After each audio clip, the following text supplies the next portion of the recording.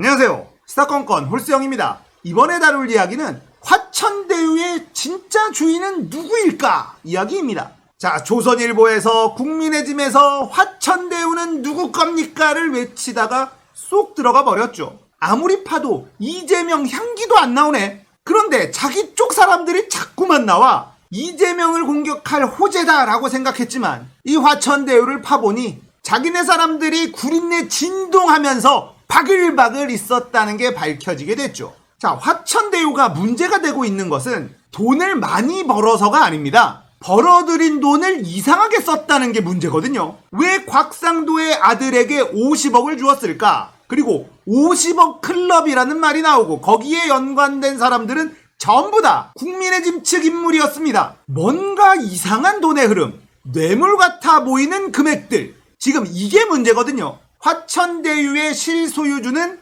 결국은 이런 부분에 있어서 책임을 질 수밖에 없습니다. 그런데 김만배 전 법조기자 출신이에요. 김만배가 화천대유의 주인은 나다 이러면서 등장을 했습니다. 자, 많은 민주당 지지자들이 드디어 이재명이 이 화천대유 의혹에서 벗어날 수 있게 됐구나라고 좋아들 하셨습니다. 거 봐라, 이재명하고 아무 상관없잖아. 김만배가 본인이 자기 거라고 지금 나왔잖아. 이렇게 다들 좋아하셨어요. 그런데 저는 여기서 뭔가 이상하더라고요. 화천대유의 주인은 결국 처벌을 받을 수밖에 없는 모양으로 흘러가고 있습니다. 그런데 이 상황에서 김만배가 내가 주인입니다 라고 등장을 한다. 왜일까요? 처벌을 받더라도 내가 받아야 된다. 저는 이렇게 들리더라고요. 화천대유를 그만 팔아.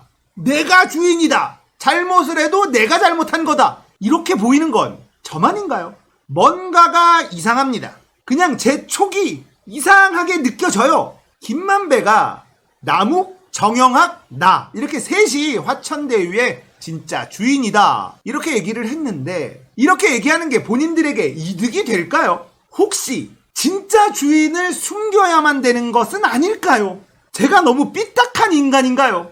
왜 저 사람들이 얘기하는 게 고지곧대로 들리지 않는 걸까요? 성격이 못돼서 그래. 나는 저런 인간들의 말을 왜 믿질 못하겠지? 자, MBC에서 김만배와 인터뷰를 했는데요. 이걸 좀 들여다보도록 하겠습니다. 화천대유와 천화동인은 누구 것인가? 라는 질문에 화천대유 대주주 김만배 씨 측은 대장동 사업을 설계한 정영학 회계사와 남욱 변호사 그리고 김만배 자신이라고 답했습니다. 김 씨 측 변호인은 오늘 MBC와의 전화 인터뷰에서 이같이 밝혔는데 세 사람 외에 다른 실소유주는 없다는 입장을 분명히 한 것으로 보입니다. 저는 이 부분이 자꾸 걸려요. 세 사람 외에 다른 실소유주는 없다는 입장을 분명히 했다. 이게 이재명을 지지하시는 분들은 봐라, 이재명은 아무 연관이 없잖아 이렇게 들리실 수도 있는데 저는 자꾸 다르게 들리거든요. 또 검찰이 최근 남욱 변호사 사무실에서 확보한 회계 자료에서 수표 4억 원이 직원 인건비와 운영비로 쓰인 기록을 확인했다면서 이 유동규에게 간 4억 원이 뇌물이 아니다 이런 얘기도 했습니다. 저는 여기도 이상합니다. 물론 뇌물을 수표로 주는 사람은 없죠. 그런데 이제는 유동규가 뇌물을 받으면 안 되는 상황이 돼버렸어요. 왜냐? 청렴 이행 서약서 유동규가 뇌물을 받은 게 걸리면 지금까지 났던 이익을 뱉어야지 되거든요. 물론 유동규의 뇌물이 사라진다 하더라도 성남시 의원, 성남시의회 의장 여기에다가도 돈을 썼다라는 녹취록도 있기 때문에 수사는 더 들어가 봐야 될 것 같기는 합니다만 지금 당장에는 유동규가 뇌물을 받으면 안 돼요. 그러면 청렴이행 서약서를 위반한 게 아닌 것이 되니까. 그래서 김만배 측은 화천대유와 천화동인의 자금은 90% 이상을 전부 수표와 계좌로 입금 처리했다. 검찰이 빨리 수표와 계좌 추적을 해달라 이렇게 요구를 했습니다. 자, 뭔가 이상하게 흘러가는 것 같지 않나요? 화천대유의 주인은 우리들 밖에는 없다라고 이야기한 것과 유동규는 뇌물을 받지 않았다라는 것과 이 흘러가는 모든 것들이 이재명 후보에게 유리한 건 맞아요. 근데 저는 얘네들이 움직이는 게 너무 찜찜하다는 말이죠. 마치 이재명을 돕기 위해서 움직이는 것처럼 느껴지는 이런 행보가 너무 낯설다는 거죠. 얘네들은 이재명하고 친할 수가 없거든요. 그런데 너무나 이재명에게 도움되는 행보를 보이고 있다는 것. 여기에서 저 혼자만의 소설을 한번 써봤습니다. 화천대유의 실제 주인은 따로 있다. 자, 여러분, 김만배는 법조 기자 출신입니다. 머니투데이 법조 기자 출신이에요. 자, 머니투데이의 법조 기자 출신인 김만배가 이렇게 큰 대장동 개발을 하는 것에 실소유주다 라는 게 일단 납득이 잘 안 되잖아요. 그리고 나머지 사람들도 변호사 회계사예요. 얘네 셋이 그 판교의 대장동 개발을 전부 다 쥐락펴락했다는 건데 그럴 만한 돈과 능력이 있었을까요? 쉽지 않죠. 성남 대장동 개발은 덩어리가 너무 커요. 그렇다면 확실한 쩐주가 있어야만 합니다. 이 쩐주가 실소유주일 수밖에 없죠. 김만배, 남욱, 정영학은 바지 사장일 확률이 더 높다. 이런 의심이 자꾸 드는데 제가 나쁜 놈이죠. 왜 자꾸 의심을 할까요? 저는 자기가 주인이라는데 왜 저라는 인간은 자꾸만 의심을 하는 걸까요? 자, 화천대유의 이상한 돈의 흐름 아주 재미있는 소설로 정리해 드립니다. 제가 앞에도 말씀을 드렸지만 화천대유가 돈을 많이 번 것은 문제가 되지 않습니다. 왜냐하면 성남시와 계약한 대로 성남시에게는 5,500억을 줬고 나머지 수익을 내는 건 민간 기업의 영역이에요. 부동산 값이 올라서 더 많이 벌었다라고 한다면 그건 뭐라고 할 수가 없는 거예요.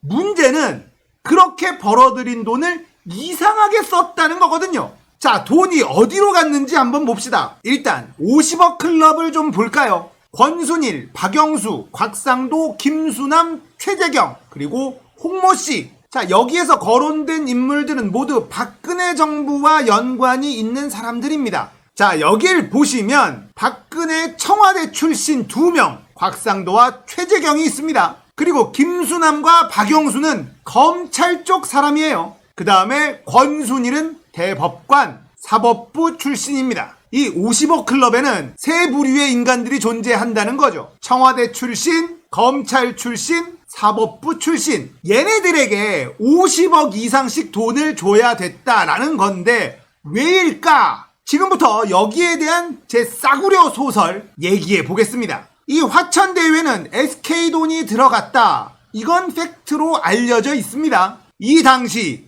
SK 최태원 회장은 감옥에 갇혀 있었어요. 사면을 받고 싶어 죽겠는데 또 특검이 이 국정농단 수사를 하고 있어요. 미르재단 이런 데다가 돈 준 사람들, 이 사람들도 수사를 하고 있는데 최태원도 여기다 돈을 냈습니다. 그러니까 최태원 회장은 뭔가 작업을 하려고 해도 동시에 여러 가지 작업을 해야 되는 상황에 처해 있었다라는 겁니다. 일단 가장 급한 건 감옥에서 나와야 되는 거죠. 감옥에 있기가 너무 싫어. 감옥에서 빠져나가기 위해선 사면을 받아야 됩니다. 사면은 대통령만이 할 수 있죠. 그 당시 대한민국 대통령은 누구였습니까? 최순실. 최순실을 공략해야 된다. 이렇게 생각을 한 거죠. 자, 최순실을 공략하기 위해선 청와대 출신이 좋죠. 왜냐? 최순실이 대통령이었으니까.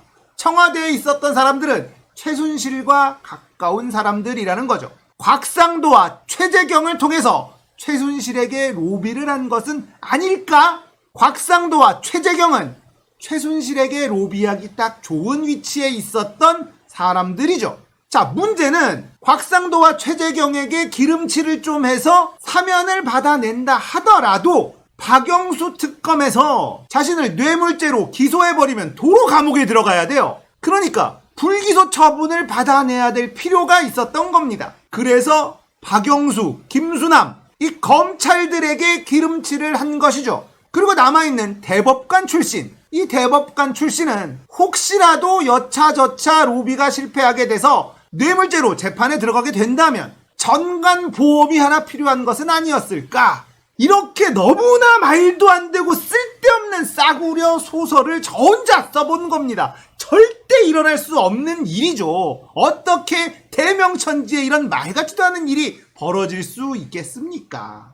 그런데 하필 50억 클럽하고 최태원 회장이 필요했던 인물하고 우연히도 딱 맞아떨어진 것 뿐입니다. 여기 있는 사람들이 대장동 개발에 무슨 일을 할 수 있었겠느냐라는 의심도 우연히 맞아떨어진 것 뿐입니다. 거기다가 너무나 우연히도 최태원 회장은 사면을 받고 불기소 처분을 받았습니다. 이재용은 뇌물죄 유죄 판결 받았는데 말이죠. 최태원 회장은 불기소 처분을 받았어요.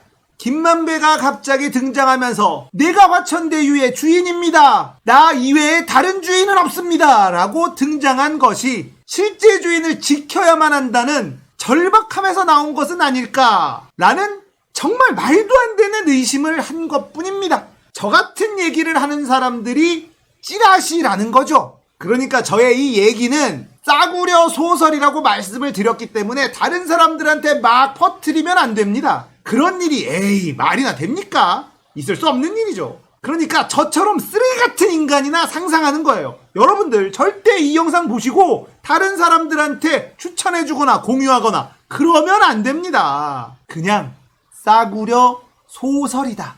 오늘 이야기는 여기까지예요. 아 저놈 소설 참 싸구려 같네 생각하셨다면 구독, 좋아요, 알림 설정 부탁드릴게요. 감사합니다.